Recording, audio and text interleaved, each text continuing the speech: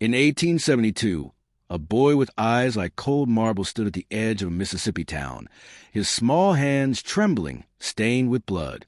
Edwin Grayson, only 12, was no ordinary child. He was marked by a secret that would shatter a community.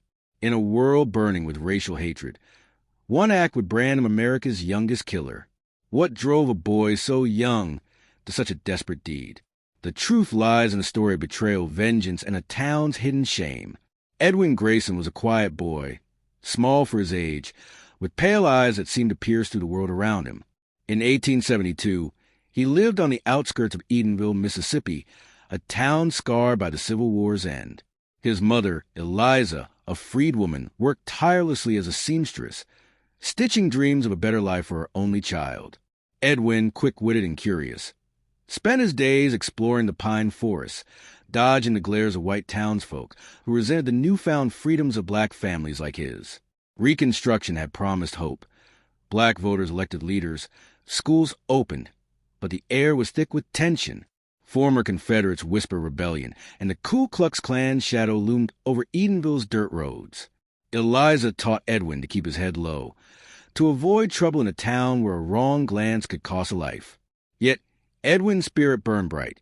He dreamed of becoming a teacher, inspired by the black legislators he'd heard about, like PBS Pinchback, Louisiana's first black governor.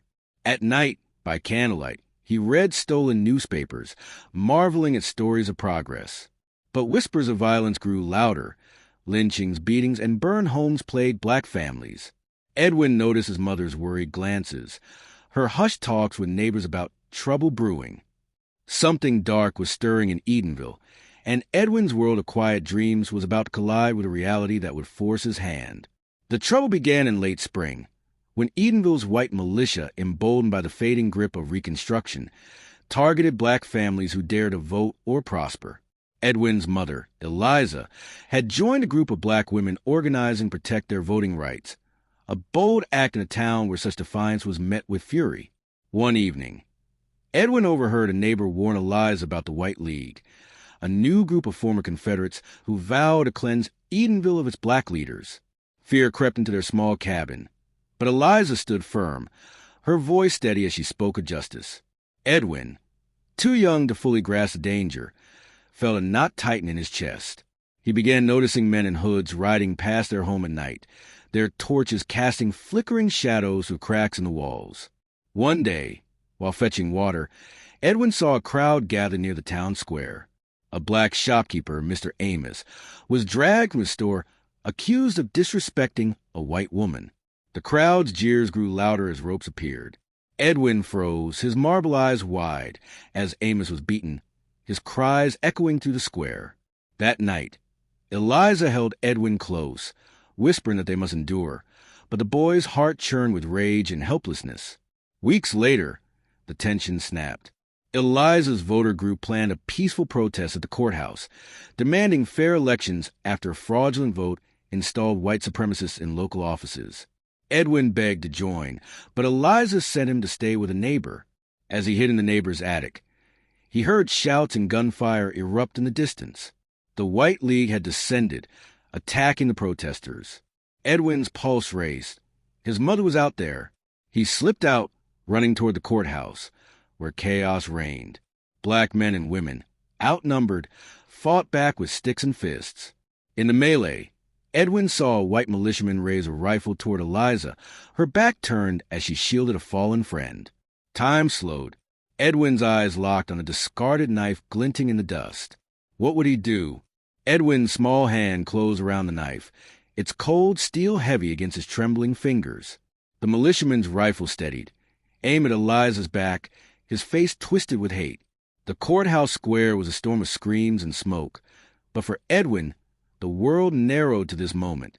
He was no fighter, no hero, just a boy who loved his mother. His marble eyes burned, not with fear, but with a fury he'd never known. He lunged, a shadow in the chaos, driving the knife into the militiaman's side. The man gasped, stumbling, blood blooming on his shirt. The rifle clattered to ground. Edwin froze, staring at the crimson on his hands, his breath shallow. The militiaman collapsed, eyes wide with shock, as shouts erupted around them. Eliza turned, her face a mass of horror, as she saw her son, the knife, the fallen man. "Edwin!" she cried, pulling him into her arms, shielding him from the mob's gaze. The White League retreated, dragging their wounded, but not before their eyes marked Edwin, a boy who dared strike back. In that fleeting moment, Edwin was no longer just a child. He was a symbol, a spark in a town ready to burn. Whispers spread. A black boy had killed a white man.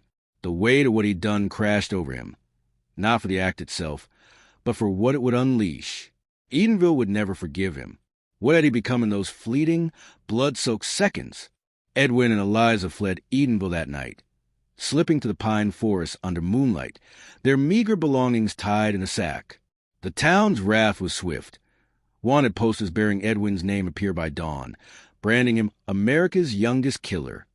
The White League vowed vengeance, and even some black neighbors, fearing retribution, whispered that Edwin's act had doomed them all. Eliza, her face etched with grief, never spoke of the killing, but her tight grip on Edwin's hand said enough. They found refuge in a distant black community, hidden in the Mississippi Delta, where whispers of Edwin's deed became legend. To some, he was a hero, a boy who defied the terror of the White League. To others, he was a tragedy, a child forced into violence by a world that offered no justice. Edwin, now silent, his marble eyes dimmed, carried the weight of his act. He never spoke of that day, but nightmares haunted him, blood, screams, and a militiaman's lifeless stare. The broader meaning of Edwin's story echoed through the Reconstruction era's collapse. Racial terror lynchings, like those documented by the Equal Justice Initiative, claimed thousands of black lives between 1865 and 1877, a brutal reminder of white supremacy's grip. Edwin's desperate act was a microcosm of a nation failing to protect its most vulnerable, where even a child could be pushed to violence by systemic hatred. His story, though whispered in shadows, fueled quiet resistance, inspiring others to fight for justice despite the cost. What does it mean when a boy's innocence is stolen by a world that refuses to see his humanity? Edwin Grayson babbled.